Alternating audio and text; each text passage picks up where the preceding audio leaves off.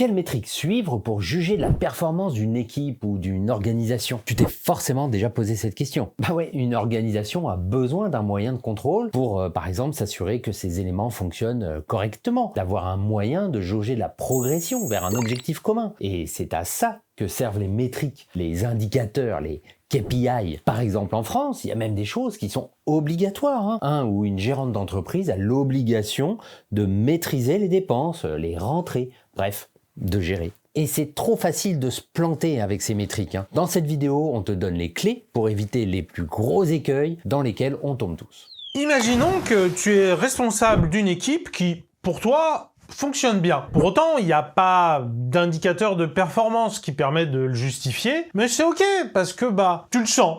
Tu le sens qu'elle fonctionne bien, cette équipe. Et puis un jour, ton directeur ou ta directrice te demande des indicateurs. Sur le coup, ça ressemble peut-être même à une lubie de reporting. Voilà, on veut des chiffres pour avoir des chiffres. En réalité, ton N+1 a sûrement lui-même aussi un N+1 qui lui demande en cascade des indicateurs et ainsi de suite, jusqu'en haut de la direction. Il faut donc bien définir des indicateurs de performance. Dans cette vidéo, on va t'expliquer les deux grands types de performance que l'on veut mesurer. On veut donc mesurer la performance. Mais quelle performance? Avant d'aller plus loin, pourquoi des métriques? Les métriques servent de moyen de contrôle de l'organisation. Ah, les contrôles fric. Alors non, avoir des métriques c'est sain, c'est tout à fait normal quand ces métriques permettent de simplement voir si l'organisation elle est en bonne santé, ou du moins si elle se rapproche de ses objectifs. Et puis bien sûr, les métriques elles permettent de corriger le tir si c'est pas le cas, si on va pas dans la bonne direction. Au-delà de ça, c'est pas le seul atout des métriques. Les métriques elles servent aussi à inspirer les collaborateurs en faisant le lien entre d'un côté le quotidien et l'opérationnel, et puis de l'autre côté avec la vision, la mission de l'organisation, et puis aussi la stratégie qu'on met en place pour s'en rapprocher de cette vision, de cette mission. Les métriques, elles permettent simplement de donner du sens au travail de chaque collaborateur, de concrétiser ce sens. C'est tout de suite beaucoup plus parlant quand on sort des chiffres pour illustrer ce que l'on essaie de faire et comment on va s'y prendre. Mais aussi ce qui est moins évident mais qui est encore beaucoup plus puissant pour identifier ce que l'on ne veut pas faire justement. Là on ne veut pas aller. De bonnes métriques, elles servent de boussole pour donner de l'autonomie aux collaborateurs et aux équipes. Comment être une équipe auto-organisée ou auto-gérée si on ne sait pas dans quelle direction il faut aller? Les métriques, c'est la clé fondamentale de l'autonomie. Voici deux exemples pour illustrer cette idée au travers de deux équipes. Dans la première équipe, on ne donne pas de vision claire avec des indicateurs. Donc là, il faut qu'on livre la mise en place des gabarits, les templates. Nos collègues du support nous demandent ça depuis très longtemps. Ok. Et on doit faire quoi exactement? On avait défini un ensemble d'écrans à mettre en place, la logique derrière, une base de données pour stocker tout ça.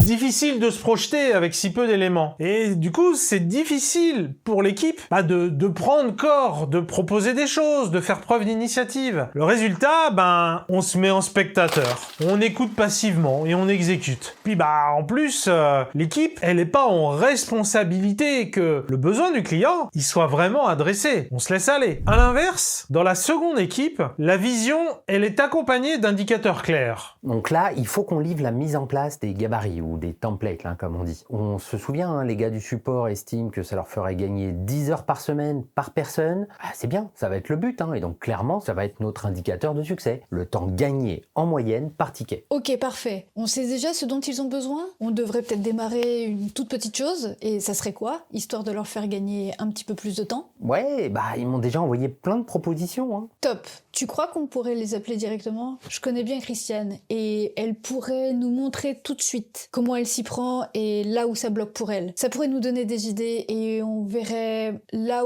où elle perd du temps le plus souvent. Qu'est-ce que t'en penses? C'est une bonne idée, non? Carrément. Attends, je la contacte pour voir.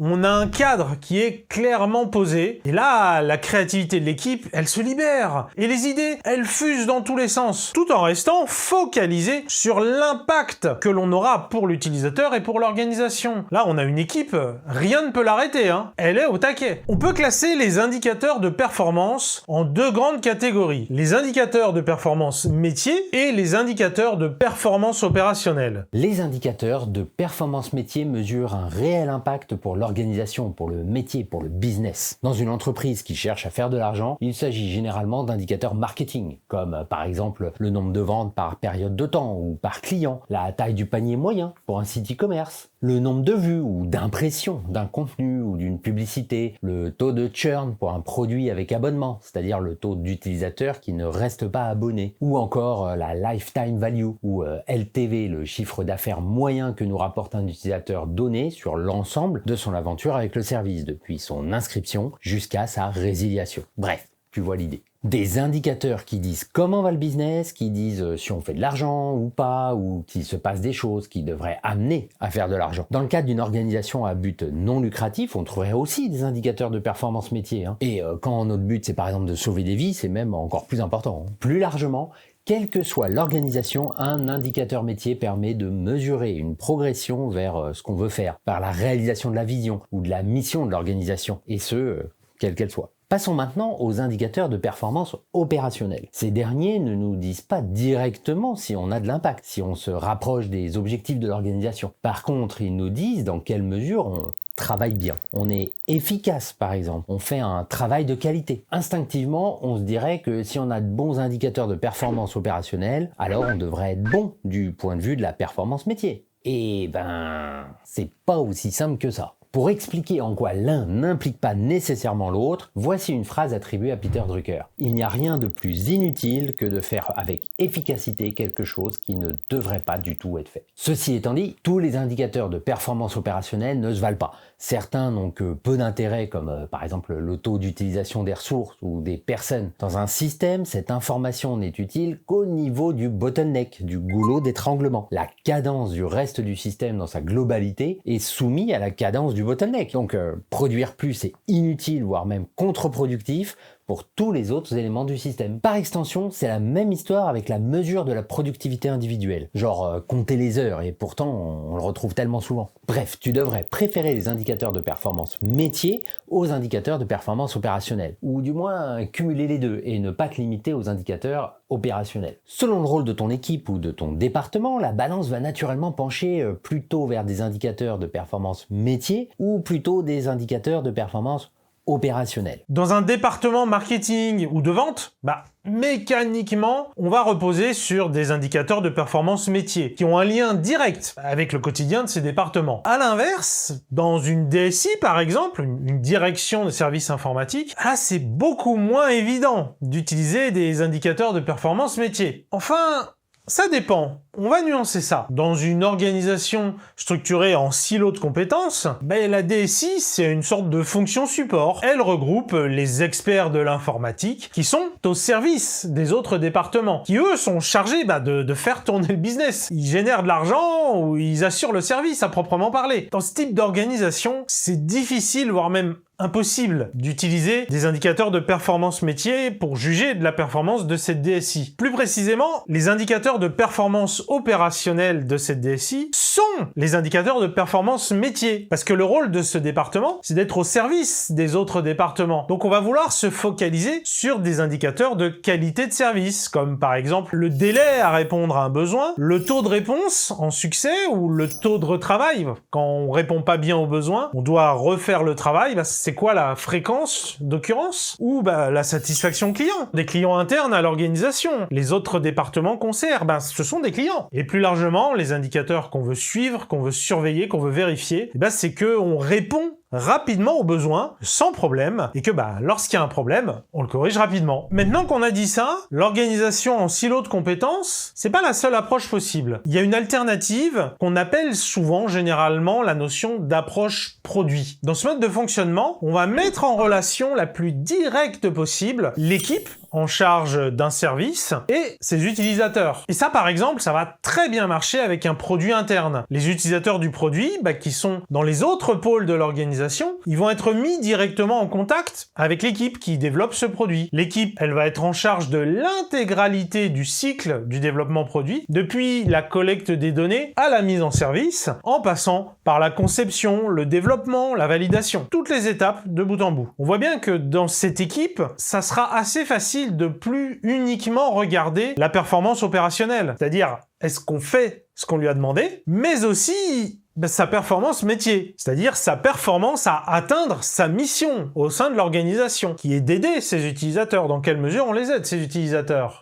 Concrètement, on va par exemple mesurer combien d'heures cette équipe, elle a fait économiser à l'ensemble de l'organisation grâce à son produit ou son service qui, justement, en s'optimisant, fait qu'on est plus efficace, qu'on met moins de temps à remplir des dossiers, par exemple. Alors là, pour l'exemple, on se focalise sur un produit interne, parce que c'est un peu plus facile, en fait, en interne. On les connaît, ces utilisateurs, ils sont à côté. Mais cette approche produit, elle fonctionne également avec des produits et des services externes. Par contre, pour y arriver, généralement, souvent, ça va nécessiter de découper un gros produit, un gros service en plus petits produits, afin que chaque équipe puisse adopter une approche produit à son niveau. Et dans ce cas, ça veut dire quoi? De découper comme ça un gros produit en plusieurs produits plus petits, pour avoir plusieurs équipes autonomes dans leur approche produit. Pour te répondre, va voir notre vidéo sur la loi de Conway. Ça te donnera les bases pour comprendre toutes les implications profondes de ce genre de découpage. Tu comprendras aussi pourquoi c'est nécessaire. Ça te permettra ensuite de découvrir des trousses à outils comme par exemple Team Topologies pour justement mettre en œuvre ce genre de découpage. Clique ici. Je te dis à la semaine prochaine. Vous êtes mes plus grands fans!